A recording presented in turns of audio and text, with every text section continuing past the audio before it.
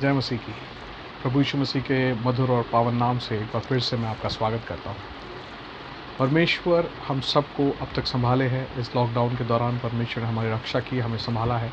और परमेश्वर जैसा अपने वचन में याकूब हमको बताता है, परमेश्वर के वचन को सुनने से जो हमारा विश्वास है वो बढ़ता जाता है। इसलिए याकूब कहता है कि सुनने के लिए हमें तत्पर रहना है। और प्रिय, इस लॉकडाउन के दौरान मैं कोशिश कर रहा हूँ कि जो प्रभु मुझे वचन दे रहा है वो आप लोगों तक पहुँचाऊँ, ताकि वचन को सुनने के द्वारा हमारा विश्वास जो है परमेश्वर पर दृढ़ हो। आज मैं आपके सम्मुख ऐसा ही एक सुपरिचित भाग लेकर आपके सम्मुख आया हूँ। और आज का जो मेरा खंड है वो है फिलिपियों की पत्री, उसका पहला अध्याय और उसकी 12 से लेकर 21 आयतों से मैं आपके लिए पढ़ूंगा। फिलिपियों उसका पहला अध्याय, उसकी 12 से लेकर 21 आयतें। हे भाइयों, मैं चाहता हूँ कि तुम यह जान लो कि तुम पर जो बीता है उससे सुसमाचार ही की बढ़ती हुई है। यहाँ तक कि कैसर के राजभवन की सारी पलटन और शेष सब लोगों में यह प्रकट हो गया है कि मैं मसीह के लिए कैदी हूँ। और प्रभु में जो भाई हैं उनमें से अधिकांश मेरे कैद होने के कारण हियाव बांधकर परमेश्वर का वचन निधड़क सुनाते का और भी साहस करते हैं। कुछ तो डाह और झगड़े के कारण मसीह का प्रचार करते हैं और कुछ भली इच्छा से। कई एक तो यह जानकर कि मैं सुसमाचार के लिए उत्तर देने को ठहराया गया हूँ प्रेम से प्रचार करते हैं, और कई एक तो सीधाई से नहीं पर विरोध से मसीह की कथा सुनाते हैं, यह सोचकर कि मेरे कैद में मेरे लिए क्लेश उत्पन्न करे। तो क्या हुआ?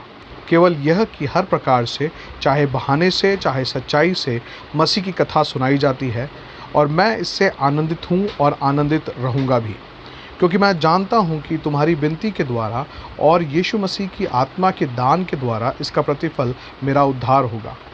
मैं तो यही आर्थिक लालसा और आशा रखता हूँ कि मैं किसी बात में लज्जित ना हूँ, पर जैसे मेरे प्रबल साहस के कारण मसीह की बड़ाई मेरी देह के द्वारा सदा होती रही है, वैसे ही अब भी हो, चाहे मैं जीवित रहूँ या मर जाऊँ। क्योंकि मेरे लिए जीवित रहना मसीह है और मर जाना लाभ है। पर यदि शरीर में जीवित रहना है तो मेरे कामों के लिए लाभदायक तो है, तो मैं नहीं जानता कि किसको चुनूं, क्योंकि मैं दोनों के बीच में अधर्म में लटका हूँ। जी तो चाहता है कि कूच करके मसीह के पास जा पहुँचूँ, क्योंकि यह बहुत ही अच्छा है। परमेश्वर के वचन के पढ़े और सुने जाने पर आशीष हो। यहाँ पर हम देखते हैं परमेश्वर का दास हमें अपने जीवन में एक याद रखने वाली बहुत महत्वपूर्ण एक बात को बताता है। प्रियो, हमारे जीवन में कई बार हमारे जीवन में कई चुनौतियों का हम सामना कर रहे होते हैं, कई बातों से हम परेशान हो रहे होते हैं। उसके बीच में परमेश्वर का एक वचन अगर हम उसको अपने जीवन में रख लें और उसको याद रखें और उसको अपने जीवन में दोहराते रहें, तो हम देखेंगे परमेश्वर का बड़ा कार्य वहाँ प्रकट होता है। यहाँ पर ऐसे ही एक भाग, एक प्रश्न जो यहाँ पर पौलुस लिखता है, उसके बारे में मैं आपको याद दिलाना चाहता हूँ। और मेरे संदेश का शीर्षक यह रहेगा, तो क्या हुआ। यहाँ 18वीं आयत की शुरुआत में पौलुस अपने दुखों का वर्णन करता है, चाहे कुछ भी क्लेशों का वो सामना कर रहा हो, उसके बीच में वो कहता है तो क्या हुआ। आज मैं आपको बोलना चाहता हूँ, अगर आपने जीवन की हर एक परिस्थितियों में आप बस इतना कहना शुरू कर दें तो क्या हुआ, तो उसके पीछे एक कारण है। क्यों? क्योंकि आपका विश्वास इतना बड़ा है। आपके जीवन में चाहे कितनी भी बड़ी परेशानी हो, कितनी भी चुनौती आई हो, कितने भी अन्याय का आपने सामना किया हो, कितनी भी बीमारियों का सामना किया हो, लेकिन उसके बीच में अगर आप मन में सच्चा विश्वास प्रभु से करते हैं तो आप कहेंगे तो क्या हुआ। यहाँ पर हम देखते हैं पौलुस अपने जीवन में कैद में पड़ा हुआ है और अपने जीवन की एकदम वृद्धावस्था में आ चुका है, और कैद में पड़ा हुआ वो निराश नहीं होता, लेकिन ये पत्री लिखता हुआ कहता है मैं आनंदित हूँ और आनंदित रहूँगा भी, क्योंकि उसके पीछे एक कारण है और वो अपने मन में इस कारण को बड़ी दृढ़ता से थामे हुए। इसीलिए चुनौतियों को देखकर वो कहता है तो क्या हुआ। मेरा आनंद कोई मुझसे छीन नहीं सकता, मुझे कोई भी निराश नहीं कर सकता, मुझे कोई भी दुखी या ऐसे असहाय स्थिति में नहीं डाल सकता। मैं जिस परमेश्वर पर विश्वास रखता हूँ उसको मैं भली बात ही जानता हूँ। प्रियम, पौलुस हमको एक बहुत बड़ा पाठ यहाँ सिखाना चाहता है। हमको ये याद रखने की ज़रूरत है कि हमारे जीवन में कैसी भी परिस्थिति क्यों ना हो, जैसा कि हम सब लॉकडाउन की सिचुएशन में हैं, चारों तरफ असहाय अवस्था फैली पड़ी है, लेकिन उसके बीच में एक बात का निश्चय है कि हमारा परमेश्वर जीवित है। इसलिए मैं और आप अपने मन में ये बात बोलना शुरू करें तो क्या हुआ, तो क्या हुआ। आज हो सकता है लॉकडाउन की सिचुएशन में आपकी नौकरी को खतरा हो सकता है कि लॉकडाउन की सिचुएशन में आपके पास पैसा नहीं हो सकता है कि आप बहुत ही ऐसी असहाय स्थिति का सामना कर रहे हो जहाँ पर हो सकता है बीमारी का या बहुत बड़े दुखों का आप सामना कर अपने प्रियजनों से मिल नहीं पा रहे हो, ऐसी स्थितियों में हो। लेकिन उसके बीच में भी आज परमेश्वर आपको बोलना चाहता है तो क्या हुआ। तो क्या हुआ। आज मुझको और आपको अपने मन में इस बात को डालना। प्रियो, अगर रात को सोते वक्त जब हम बहुत सारी बातों को चिंता करते हुए सोते हैं, यदि अपने मन में हम एक तसल्ली के शब्द बोलना शुरू करें, तो क्या हुआ, प्रभु मेरे साथ है, तो क्या हुआ, मैं सबका सामना कर सकता हूँ क्योंकि प्रभु मुझे सामर्थ देता है। इसलिए हम आगे बढ़ेंगे। अगर मैं इस वचन को अपने मन में रखूँ तो प्रभु का बड़ा कार्य मैं अपने जीवन में देखूंगा। आज मैं यहाँ पर पौलुस के जीवन से 3 बातों को आपको बताना चाहता हूँ। वो ऐसा क्यों कह रहा है, उसके जीवन में ऐसा क्यों वो बोल रहा है, तो क्या हुआ। यहाँ पर सबसे पहली बात है, उसके आनंद का स्रोत क्या है। और ध्यान रखना, उसका आनंद का स्रोत ये नहीं है कि उसको बहुत अच्छे खाना मिल गया, उसको बहुत अच्छा रहने की जगह मिल गई। उसके आनंद का स्रोत केवल और केवल प्रभु में है। इसीलिए वो कहता है प्रभु में सदा आनंदित रहो। प्रियो, वो हमें बार बार इसी बात को याद दिलाता है, आनंदित रहो, और हमारे आनंद का स्रोत प्रभु में होना चाहिए। हम देखते हैं दुनिया में बहुत सारे लोग बहुत तरीक़ों से आनंद मनाने की कोशिश करते हैं। लोग कई बार शराब की दुकानों में जाते हैं। मैंने देखा लॉकडाउन में जैसे ही छूट मिली शराब की दुकान में, पहले दिन तो लंबी लाइन थी, दूसरे दिन से लोगों के पास पैसे ही नहीं खरीदने के लिए, उनके आनंद में कमी आने लगी। लोग, दुकानें तो खुली हुई है लेकिन लाइन ही नहीं लग रही। क्यों? क्योंकि उनके पास पैसे नहीं खरीदने के लिए। वे, उनका आनंद क्षण भर का है। हम देखते हैं अगर सांसारिक चीज़ों पे हम अपने आनंद को खोजते हैं, वो क्षण भर का है। लेकिन यहाँ पौलुस हमको बताता है कि उसका आनंद जो है वो प्रभु में है। इसीलिए वो कहता है तो क्या हुआ, मेरे आनंद को कोई मुझसे नहीं छुड़ा सकता। मेरे इस आनंद को जो मेरे मन के अंदर भरा है, मेरे जीवन में जो शांति भरी, उसको कोई नहीं चुरा सकता, क्योंकि मेरा भरोसा परमेश्वर पर है। वो प्रभु के अनुग्रह को बहुत अच्छे से समझ गया था और इसीलिए कहता है तो क्या हुआ। तो आज मैं आपसे पूछना चाहता हूँ, आपके आनंद का स्रोत क्या है? क्या आप प्रभु में आनंदित रहना जानते हो सकता है कि आपके पास आज पैसे ना हो सकता है आप बीमारी का सामना कर रहे हो, लेकिन क्या आप अपने मन में प्रभु के उस आनंद को भर कर कह सकते हो, मैं प्रभु में आनंदित रहूँगा, चाहे कुछ भी हो जाए, मैं आनंदित हूँ और आनंदित रहूँगा भी। क्या पौलुस के समान मैं और आप ये कह सकते हैं? क्योंकि हमारा आनंद प्रभु में होना चाहिए। हमारा आनंद इस संसार की वस्तुओं में नहीं, हमारे धन की बहुतायत में नहीं, हमारे बैंक बैलेंस में नहीं, लेकिन परमेश्वर पर हमारा भरोसा हमारे आनंद का स्रोत होना चाहिए।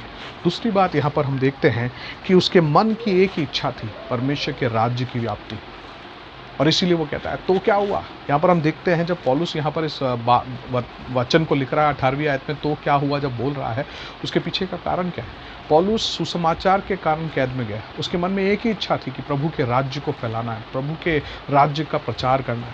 प्रियो, मुझको और आपको प्रभु ने इस धरती पर इसीलिए रखा है। हम इस दुनिया में आए ही, हमारा मकसद ही ये है कि हम प्रभु के लिए जीवन बिताएं, प्रभु की राज्य की व्याप्ति के लिए काम करें। प्रभु ने मुझको और आपको इसी पर्पस के लिए चुना है, और मुझको आपको ज़रूरी है कि हमारे इस उद्देश्य को हम पूरा करें। हम प्रभु से कहें, प्रभु मेरे जीवन में एक ही मकसद है कि मैं आपके राज्य की व्याप्ति के लिए काम करूं। प्रियो, यहाँ पौलुस के जीवन का एक ही मकसद था, स्वर्ग राज्य की व्याप्ति के लिए काम करना। और यहाँ पर वो कहता है कि वो जेल के अंदर पड़ा है। कुछ लोग इस कारण कि पौलुस जेल के अंदर पड़ा है, खुशी से धैर्य के साथ सुसमाचार सुना रहे हैं, क्योंकि वो कह रहे हैं कि देखो पौलुस जेल के अंदर पड़ा है, हम भी सुसमाचार के लिए कुछ करना चाहते हैं बोल के खुशी के साथ समाचार सुना रहे हैं। लेकिन कुछ ऐसे भी हैं जो पौलुस को उस कैद में क्लेश बढ़ाने के लिए, उसको और ज़्यादा ताड़ना मिले, इसलिए वो बाहर सुसमाचार प्रचार कर रहे हैं। यहाँ पर पौलुस क्या कहता है, चाहे किसी भी बहाने से हो, चाहे सीधाई से हो, चाहे मेरे को क्लेश, कैद में और भी क्लेश उत्पन्न करने के लिए हो, चाहे किसी भी बहाने से हो, सुसमाचार का प्रचार हो रहा है। तो यहाँ पर परमेश्वर मुझसे आपको ये सिखाना चाहता है, हमारे जीवन का मकसद होना चाहिए कि हम परमेश्वर के राज्य के लिए काम करें। आज आप पूछेंगे कि मैं परमेश्वर के राज्य की बढ़ोतरी के लिए कैसे काम कर सकता हूँ, मैं इतना अच्छा प्रचारक नहीं हूँ, मैं इतना अच्छा प्रार्थना नहीं करता हूँ। मैं आज आपको बोलना चाहता हूँ, आप छोटे छोटे तरीके जो परमेश्वर ने आपको वरदान दिए उसके अनुसार परमेश्वर के राज्य की व्याप्ति के लिए काम कर सकते हैं। अगर आपको परमेश्वर ने लिखने का वरदान दिया है तो आप कई अच्छे अच्छे लेखों को लिखें। अगर परमेश्वर ने आपको गीत लिखने का वरदान दिया तो अच्छे गीतों को लिखें। इस लॉकडाउन के दौरान निराश होकर, थक कर, ऐसे ही सोते उठते जागते टाइम पास ना करके परमेश्वर के लिए आप कुछ करें, परमेश्वर की राज्य की व्याप्ति के लिए कुछ करें, परमेश्वर के वचन को फैलाने के लिए आप कुछ करें, और वहाँ आप देखेंगे आपके मन के अंदर ऐसी शांति परमेश्वर भरेगा कि आप कहेंगे तो क्या हुआ, तो क्या हुआ। तो आप में से कईयों को परमेश्वर ने ये लॉकडाउन इसलिए दिया है, आप बहुत बड़ी भागदौड़ में लगे हुए थे, परमेश्वर ने आपको बैठाया है ताकि आप सोचें कि मैं परमेश्वर के राज्य की व्याप्ति के लिए क्या कर सकता हूँ। आप में से कहीं हो सकता है अच्छे अच्छे लेवल पर नौकरियों पर बैठे हो, आपके पास आर्थिक रूप से परमेश्वर ने आपको मजबूत किया, तो आप अपना हाथ बढ़ाकर सुसमाचार के प्रचार की सेवकाइयों को सपोर्ट करें। अगर आप प्रार्थना के योद्धा बन सकते हैं तो आप प्रार्थना के योद्धा बनकर परमेश्वर के राज्य की व्याप्ति के लिए काम करें।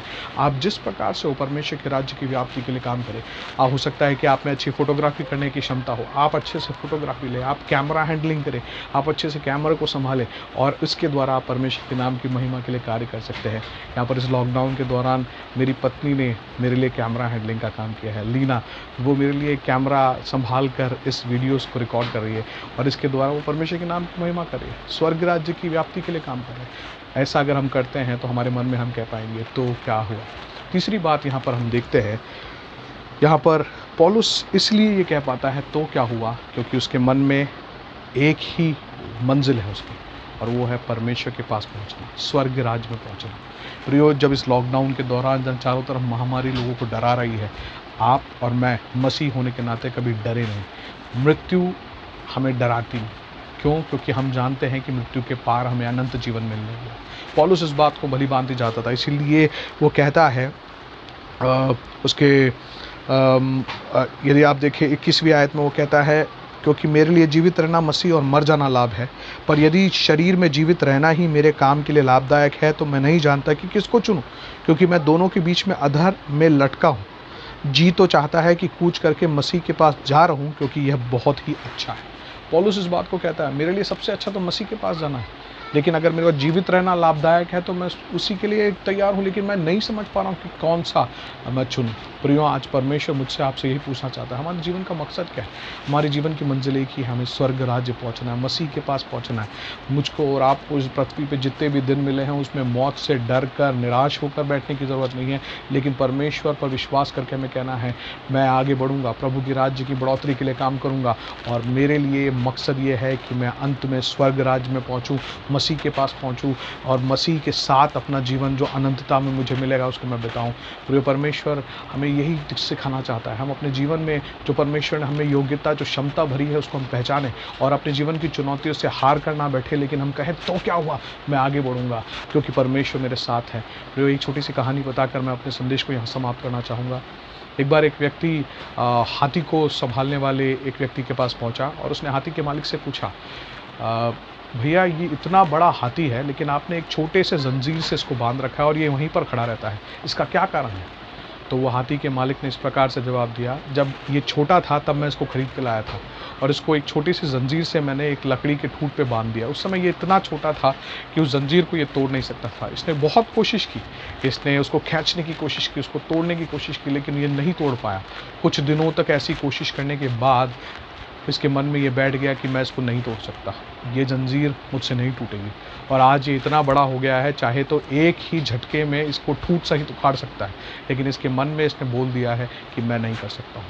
प्रियो, आप में से कईयों को परमेश्वर ने क्षमताओं से भरा है, लेकिन शैतान ने आपको दबा रखा है। आज मैं परमेश्वर के वचन से आपको उत्साहित करना चाहता हूँ। मैं कहना चाहता हूँ, अपने उस पूरे योग्यता, उस क्षमता को जाने और निखर कर बाहर आए और परमेश्वर के राज्य की व्याप्ति के लिए काम करें। आपका सच्चा आनंद प्रभु में होने दें और आपका पूरा लक्ष्य ये हो कि मैं यीशु के पास पहुँचना चाहता हूँ, मैं ऐसा जीवन जीऊँ कि मैं यीशु के पास पहुँचूँ तो यीशु मुझे देख कर कहे, well done good and faithful servant, धन्य है तू विश्वास योग्य दास। प्रियो, मुझको और आपको परमेश्वर इसी की बुलाहट दे रहा है। क्या मैं और आप इस खतन को, जो पौलुस ने कहा तो क्या हुआ, जेल में पड़ी हुई अवस्था में वो कहता है तो क्या हुआ, दुखों को सहता वो कहता है तो क्या हुआ, मैं और आप अपने जीवन में इस वचन को उतरने दें, हम भी पौलुस के समान कहें तो क्या हुआ, मैं प्रभु के लिए जीवन। इन वचनों के द्वारा परमेश्वर हमको आशीष दे।